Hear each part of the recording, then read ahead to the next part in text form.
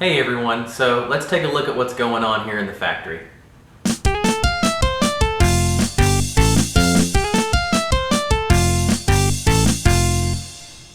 Hello everyone, welcome back to the model factory. So we have started the Johann Chrysler Turbine car and wanted to give you guys just a little look at what's going on here and how we are shaping up and starting out with that. So let me take you down to the bench and give you guys a little peek.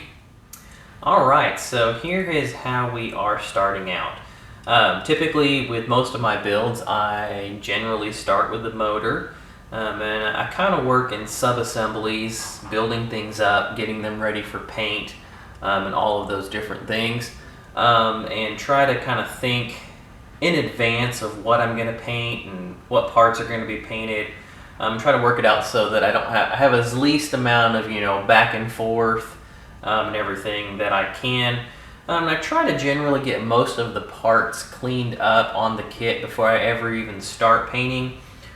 So with this particular kit, this is a very highly detailed kit, and if you guys did get a chance to see the box opening review that I did on that, then you can kind of see some of that, but I'll go through it again here.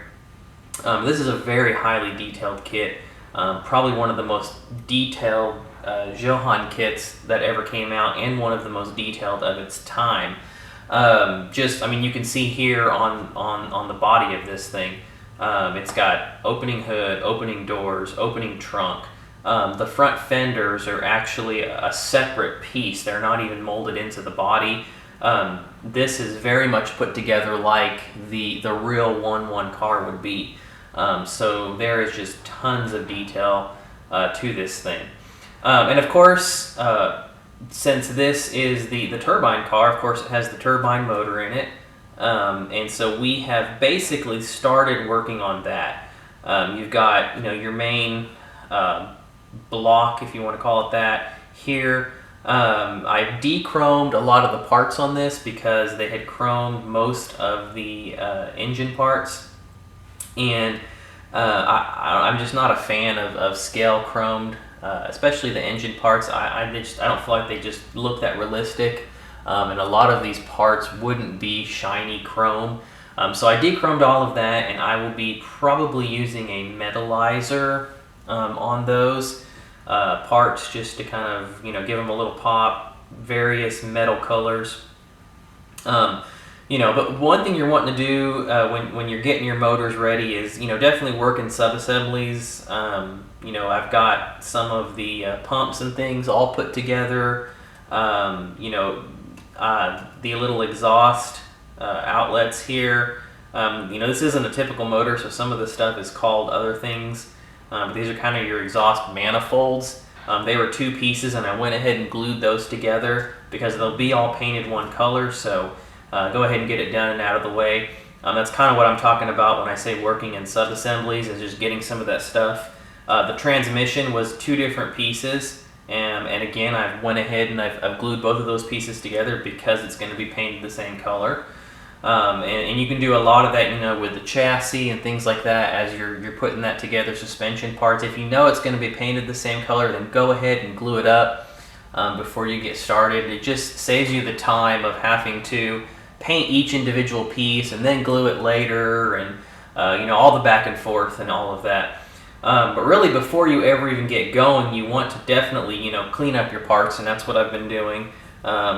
The body on this thing, it had both of the pillars here in the front. They were snapped from the kit being compressed inside the box, and so I was able to fix both of those and glue them back together. But for the rest of this, it is pretty good shape. There was a decent amount of flash on the kit, so I had to remove, and will be having to remove, flash from the parts. But this is pretty much cleaned up. For those of you that have built Johann kits, you know that sometimes the plastic can be brittle, and this I have found isn't to be too bad, but it has been a little brittle in a few spots, so it's something you got to be careful for, so I'm watching out for that. And then I mean, like I said, this thing's just got tons of parts. You have your parts tree. I mean, like I said, one thing that's cool, so you've got like your trunk, and then it has like the bracing for the trunk, which I don't know if you can see. Yeah, right here. There's the bracing for the underside of the trunk. I mean, this thing has even got, of course, there's a lot of flash here you're seeing, but it's got coils for the springs right here. I mean, they're actual plastic coils, which is just amazing. It's absolutely amazing. The seats in this thing, they fold, you know, they flip forward and backward in the car, just like a real car would. So here's the chrome tree. One thing I like to do is, especially, you know, like for the chrome bumpers and wheels and things like that, and I'll show this process when I get to it, but a lot of times I will spray the transparent black, what you would use typically for like window tinting and stuff. Testers makes a transparent black spray. I believe Tamiya does as well, but if you just do kind of a light, you know, couple of coats over your chrome, I feel like it gives it a very realistic look. It kind of takes off that toy look of the chrome and makes the chrome look a little bit deeper. But we'll get to that when we get there. I still got a lot of stuff to clean up on this. There's still just so many parts on the parts tree. Here's the doors. There's those front fenders right there. The exhaust on this thing is cool. I guess because it's a turbine car, so it's got these really wide exhaust pipes that run underneath the car.